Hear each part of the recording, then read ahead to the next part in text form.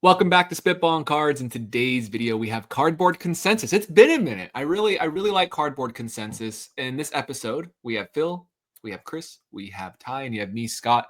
For those that don't know, and this is your first time watching, first, thanks for checking out the channel. But Cardboard Consensus is where I will say a statement, and then each of us will hold up on our hand with a number between 1 and 5 if we agree or disagree.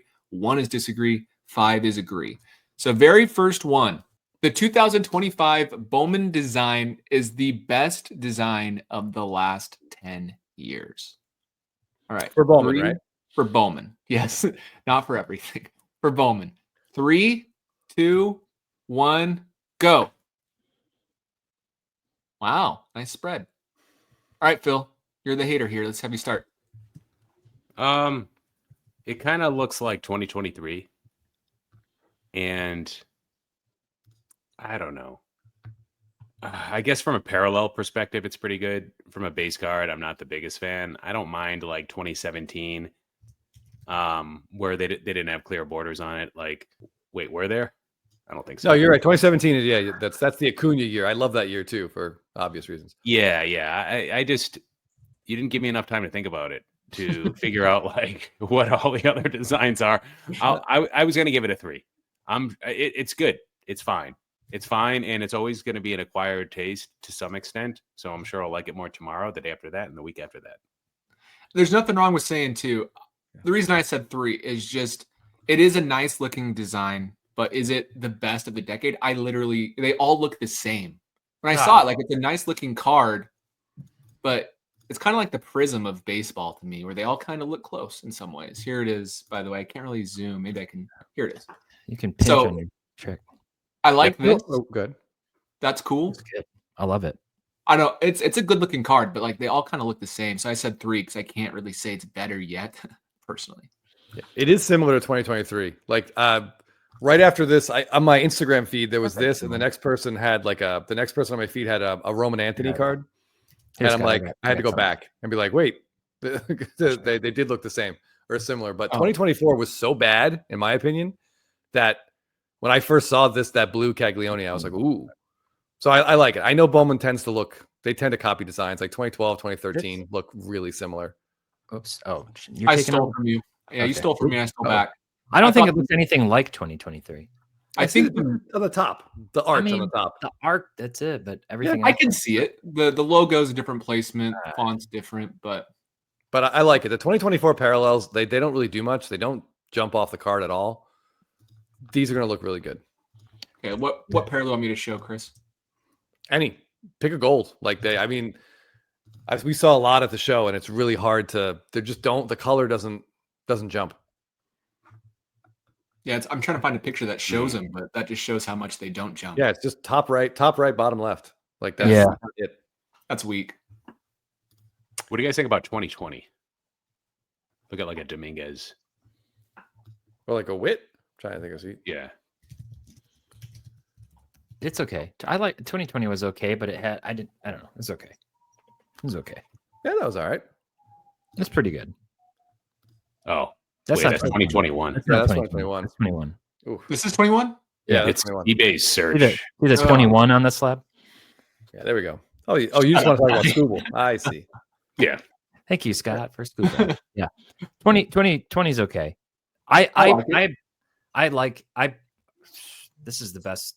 I love this Bowman design. I saw it. I think it's amazing. Normally Bowman just underwhelms for me. I just go, yeah, it's okay. It tends to look really similar year over year with the exception of a few, like 2021 looked different to me and 2017 was a little different, but I like this one a lot. I'm 2019 was not symmetrical. That was kind of a crazy one. Oh, yeah. That's right. Yeah. 2019 was not good. That was really hard to grade, but I like it. Like the gold border that's like 3/4 of the way around. Some of them right. Some of the parallels do look good in 2019, but overall the design was Plus it's all what's tarnished. What's the worst one of the last 10 years? Do you guys know there is a correct answer of the worst looking one? 2016. 2015. Hate 2015 Bowman Chrome. I can't even picture it. So that's it's hard to read the player names. You're right. 2015 was Garbo. Yeah. It's like notoriously hated because you can't read anything. Yeah, I would have said that. Yeah, it's 11 years ago technically. So It's a bad design. It's got some big names in there though, like Austin Riley, Kyle Tucker, Rafael Devers all have their first Bowman Chromes that year, or autos that year. Yeah, not the best. Yeah, they couldn't center those cards worth a damn. There's like no PSA 10s of the parallels.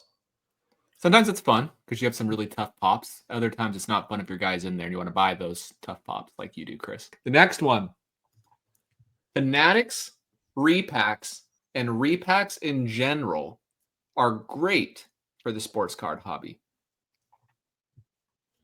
They're awesome. 5 is agree, 1 is disagree. Let's see your fingers in 3, 2, 1 now. Ha! Nice one, Chris. Ty, you're higher than all of us. Let's hear your thoughts. All right, so I know this is I'm going to get lit up in the comments for this take, and I intentionally didn't do 3 because I like Jeff's idea to not do 3. So I went to a 4 because I'm definitely not a 2 or lower. That was mine. And yeah, well, whatever. Jeff always does it. So I'd like to give like do anything not to give credit to Scott. Yeah. So I understand people's criticism of repacks. And if you just use that term in general, repack, sure, there's a lot of issues with repacks. When you're walking around at the show and you're buying repacks, you have no idea what's in it. There's no disclaimers. It's a great way to basically take advantage of people, prey on people. But I'm also of the opinion that we're all big boys and we can decide how to spend our money. And if you rip a repack that's done well on a reputable site, that's audited, that knows what they're doing, and it's structured in a way that it, accommodates your risk appetite, then I don't think there's anything wrong with it. And in fact, you're going to have a much better chance of getting something of value than you would ripping sealed product, which is where the cards originally come from. I agree with that statement, Ty. That's just a fact. So that's reason number one why I don't, I think they could actually be good. They're helping the secondary market, at least in the short term. It's pretty nice if you can walk up to a booth at the National and they will give you literally 100%, or in some cases more, of fair market value for a card. And you can just easily get rid of the cards and move on.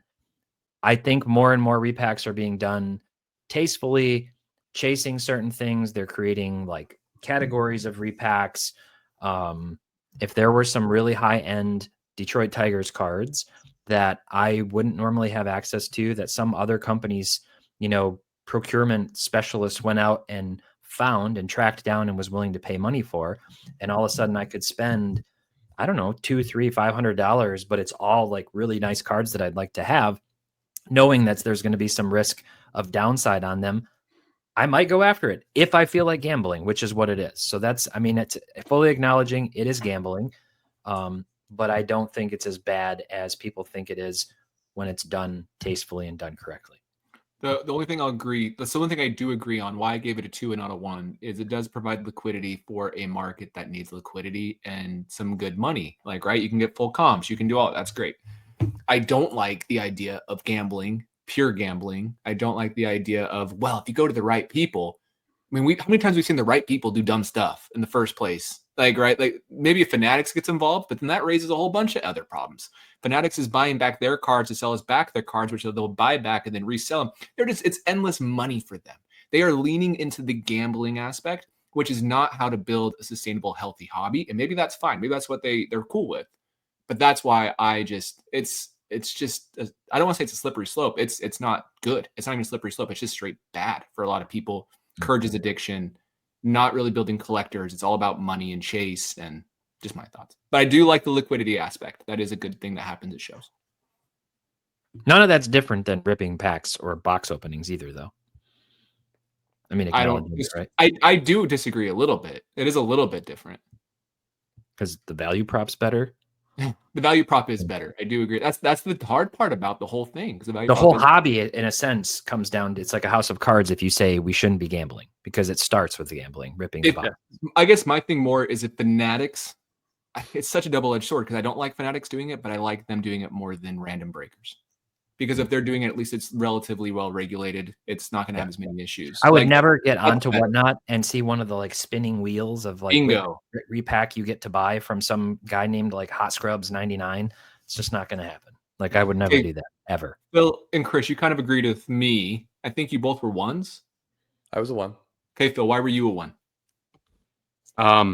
You know, like the idea of giving a small dosage of a drug user, you know, some of his drug. So Suboxone to heroin addicts in a controlled form. I could see how that would be good, but that's also a small amount of that drug. Here, it just seems like you're giving drugs to drug addicts, or you're giving a full cigar to nicotine addicts. Now I see Ty's point in that, like, it's going to be more controlled. There's going to be less shady business. This is going to happen anyways. So why not have a trustworthy party doing this?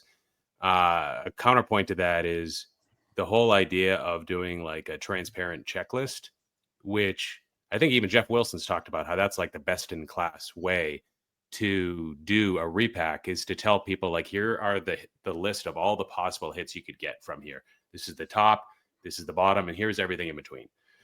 Now, unfortunately, Fanatics is smart enough to understand that the people that buy into repacks aren't going to pay up for transparency. That's not what gets them to spend the money. That's not what they're interested in. They just want the hit. There's nothing rational about this, but to Ty's point, there's nothing rational about opening up a box or buying into breaks from a sealed product perspective. So I think I'd give it a 5 if we were looking for, is this good for the destruction of the hobby? I'd give it a 5 if we were looking for, like, you know, shortening the life of the hobby or something. I'd give it a 5 if it was about boosting the industry and boosting Fanatics' pockets. But unfortunately for the hobby, which could be really anything, I'm more thinking about, you know, the collector side of things than the ecosystem, which is why I didn't give it 2 like Scott did. I do understand the liquidity, but part of me is like, just get rid of them and we'll deal with lower secondary market value prices on our singles. I agree. Plus, I will say it takes away singles for people who like to buy singles. The people who really complain the most about it, though, are just card flippers on X, who are the ones complaining about it, in my opinion. So I don't know. But there are times where you miss out on cards now where you wouldn't have. And it keeps cards higher. It's kind of like the bounties. It keeps cards higher than they really should be. It manipulates the market in a controlled way. What do you think, Chris? Well, first of all, I just want to say, if anyone has any follow-up questions on heroin use, I think Phil is definitely the person that you should direct those questions to. I don't understand. I generally speaking, I'll be very quick. I just don't understand. I don't understand anyone's desire to partake in this. There seems to be like a hobby-wide refusal to just go buy the card you want to own. So I don't know if it's because people don't know what they want. Yes. Or I think that has to be a big part of it. I think that's a big part of it. Just decide the card you want to get and go buy that card. Like, make it very simple. Stop chasing this rush of getting a hit. Stop, like, the not knowing what's in something doesn't mean that's better. Just decide the card you want. Go buy the card you want. You should start to educate the people on whatnot. Just go like room to room, you know, each platform. All right. Oh my God. Well, the thing I don't understand though is, like, people act like this is something like it's kind of like it's something new. It's like a novel concept. It's not. That gambling and this risk and like taking chance is literally probably as old as human civilization. Like, find old artifacts of like people rolling dice and doing things, right? This stuff, it's part of human nature to like take risk and want to take chances. You know what else is a part of human nature? Murder. If you can do it on a repack instead of doing heroin, or like using the argument that this is like giving a smoker or whatever, like, I noticed neither of you said drinking alcohol, because we all, other than Scott, maybe like to partake in a libation. Chris might even have some in his cup right now. So you don't go tell the bartenders they shouldn't exist because alcoholics exist. So there are people who I think can go responsibly and say, I've got $200 in my pocket left over from this month, and I feel like taking a chance. And that's what was going to give me a dopamine hit and make me feel good. And if I get a big card, cool. If I don't, well, then guess what? This site has an instant buyback option or whatever, and I'll bankroll it over to the next and just keep playing. Vegas exists for a reason. Yeah. All these things exist for a reason. So I think the argument that it's because there are people who get addicted that it's dangerous is kind of like a worn out trope. I don't think it actually makes a lot of sense. It's a slippery slope logical fallacy is what it is. Yes, yeah, that's what it is. Yeah. But I will say though, with it, this has been a part of the hobby forever. People have been repacking cards and selling them in retail formats forever. Is it different? Absolutely. I understand. But they're just monetizing it better. So, I mean, it has been around. I also wouldn't go into a bar though and spin a wheel and to see what drink I'm going to get. Like I'm going to go to a bar and just I've order done the that. drink I want. No. I mean, I think Ty's addicted to these breaks. And it's just kind of showing right now. I'm addicted to my drink. I just drank. That was just orange juice and soda water. his eyes are a little wide, I have to say. I bet if I created a repack of 10 of the cards that Chris has been most looking for the last 3 years and made a repack of it, you would buy one or all of it. I think Chris. I mean, I was secondary market. I don't know. Would you buy in, Chris, or would you just wait until it hit the secondary market inevitably? I would wait until someone else hit it and then just try to buy the card from them for more than what they paid into the repack. And I think that would guarantee your money. That's what I do too. But I remember I was 13 years old and Fleer came out with that rookie sensation insert set in 1992. They were like blue bordered. Ty definitely has seen these before. Phil, maybe. Scott, no idea what I'm talking about. But they came in cello packs, and the packs ended up being like $5 a piece. It was one of the first big insert chases. 1992 Fleer. And my grandmother gave me $20 to go to the store and buy whatever I wanted. And I was at the card shop and I bought four packs and I got 0 rookie sensations. I remember my mom saying, you know, one of those cards is for sale for $12. Why don't you just buy that card? And then you'll still have $8 because you don't know if you're going to get one. I'm like, no, Mom, I'm going to get one. I didn't. And she was like, do you wish you'd bought that card? And I was like, yeah, I really wish I bought that card. And I thought I was 13 years old. And here's my mom like lecturing me. And I felt like that particular day like stayed with me because there's no other reason to buy a pack of 1992 Fleer then or now. Okay. And then our final one, we'll do this one very quickly. Recently, it was announced that Fanatics is doing rookie debut patch autographs in other sports as well as baseball. So the award winner / debut patches are going to become the most sought after cards in all of football, baseball, and basketball card collecting.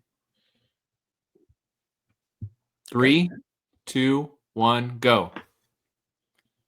Really? I think. Will mine do it too? Ty, or just yours? I don't know. I just got balloons. I guess you have your emojis emojis on. If you put 2 thumbs down, it'll do a rainstorm. Oh yeah, yeah. I can. That's right. This is like global to my thing. I think if I do this, I don't know how to do this with my fingers. It'll shoot hearts at you. Yeah, there we go. All right. Nice. So I love you all.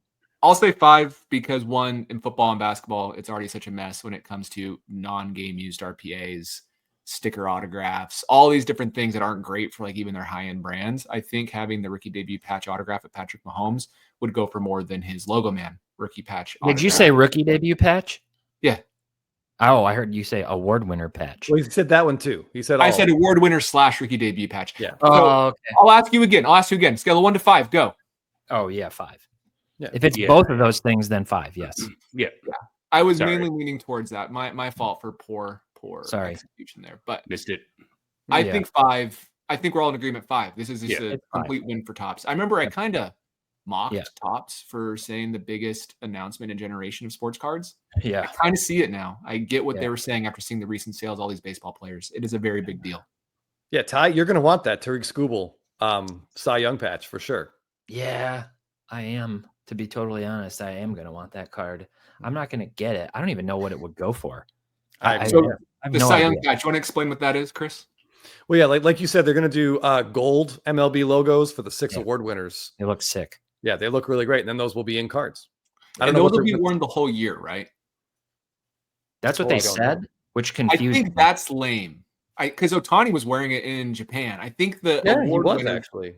They wear it the entire year, but it's only going to be in certain cards. So I think that takes away from it personally. Is there only one, or are they doing? How many will there be? There's going to be at least one. If they want to do other, like they're going to have multiple Logomen. Each player usually has 5 to 10 Logomen a year. So there's a chance they will all be gold Logomen. Oh. I mean, I wouldn't hate if they did more than one, only in the sense that it would make me getting one more affordable. But on the flip, I like the idea of only having one just because that becomes a really... I would love if it was like on opening day, they wore it and then they put that into cards for that one card. I think that'd be better. Yes. Yeah. So one of the issues with award winner stuff is it could come out 2 years after the award. You know what I mean? So like Ohtani's MVP award might not be in products till 2026. So that'll be 2 years delayed, potentially. You think they could do it in Topps Chrome update like they do with maybe? I mean, Dynasty and the other high-end sets aren't even released for 2024 yet. So like Yeah. maybe they could True. have it in that same product, but it wouldn't be That's released. smart. You're right till 2026. So Yeah. And at that point, it's like, the award doesn't really mean that much to me anymore. I don't really remember it. I remember this player now for other things, other accomplishments. So it's still really cool. But yeah, for sure, the Debib. So here's the thing. So is there, Ty, maybe have some inside intel here. Is there any chance that Fanatics still buys Panini and inherits Flawless, National Treasures, and those become licensed again? The most recent thing I've heard is that that's highly improbable. Yeah. they hate each other, right? That's why. Yeah, well, Yeah. they're in court, Yeah. actually going to court. But okay, Yeah. because that would be the one obstacle. I'm not saying those cards should be expensive, but they are. Yeah. You know what I mean? The Panini And card. then the legacy could continue for newer players if they were to, Right. have Right. those again. And I'm Right. sure Topps wanted to buy them at some point to keep those brands. And they saw how much those products were selling for, Panini Prism and everything above that in the higher end. Panini Prism's more mid-end. Well, high-end now, I guess. But yeah, I think Topps Dynasty, I think these game or event matched patches, game worn, I think that's the wave of the future. I think they're clear with that, and they're taking advantage of their relationship with the leagues, which the other manufacturers, especially Panini, weren't able to do in the past. Mm-hmm. So have they said what the award winner patches will be in? What product? That's- Are they going in Chrome Update as well? No, they haven't said. And one thing I was thinking about is like in the 1990s, Fleer Skybox did autographics, was like the first major autographed insert set in products of notability anyway. And they actually put them in randomly inserted into multiple products. So you could get autographics out of like 7 or 8, maybe more than that, different products of certain players. I would kind of be in favor of that. The one caveat is I don't think you can put them into a product like Flagship because there's so many boxes of it, even boxes that just sit for years and years after. Like the odds that those would for sure get hit would be, I think, much lower. I mean, I don't know. Obviously, I don't know how much of every different product that Topps makes gets ripped within the first year or something, but we're still looking for even for the triple, LeBron, Steph, auto, Olympic auto. And so I hate that idea. I hate the idea of these cards like not surfacing and being like lost in some redemption in a flagship pack somewhere. But I would kind of like if they distributed it across a few products without telling you who's who or who's in what, because to me that makes it a real chase without manipulating the box prices significantly, like we see with like the top players in Chrome Update. And once they're hit, the box price comes down. I don't know. It kind of sounds like a high roller card shop worker, if you ask me. I don't know what. Hating small people. It was a joke. It didn't land. I think it was in reference to you not wanting. I should just go into repacks. I will say there's actually some other cool stuff that Topps hasn't done a great job of showing. Like last year in Definitive, players like Jackson Holiday and Colton Cowser, they had the batting gloves cards from their MLB debut in one-of-ones. Like those are cool too, but we don't talk about those. But I will say for someone like Ohtani, if he keeps winning MVPs every year, his regular Logomen are going to be more valuable at this point. So something to consider. Did they ever do any Topps Now stuff last year where somebody had like a big game and then they took a piece of like game worn memorabilia from those games? Yeah, there's a Ohtani stuff from the 50-50 game. The for Ohtani sure 50-50. They do base cards. They do stuff, but nothing as big as the Ohtani. They're going to do it more with Topps Dynasty Black is what they said for big moments. Yeah. So Snell's like no hitter last year. I don't know that they did anything with that, or I mean, several guys threw no hitters last year, I think, but yeah. Okay. Well, I think we all agree 5s across the board. Great place to end. One thing I'll note, we actually have more of these cardboard consensus. We're actually doing one on Patreon this week. If you're interested in hearing it, that episode is already available to you if you want to check it out. It's $10 a month, and it supports us, helps us continue to make content, helps justify it to our wives, and it helps us to make more content. So if you enjoy hearing us talk, there is now 3 episodes available for you to listen to if you have interest there. So check that out, and we'll see you in the next video.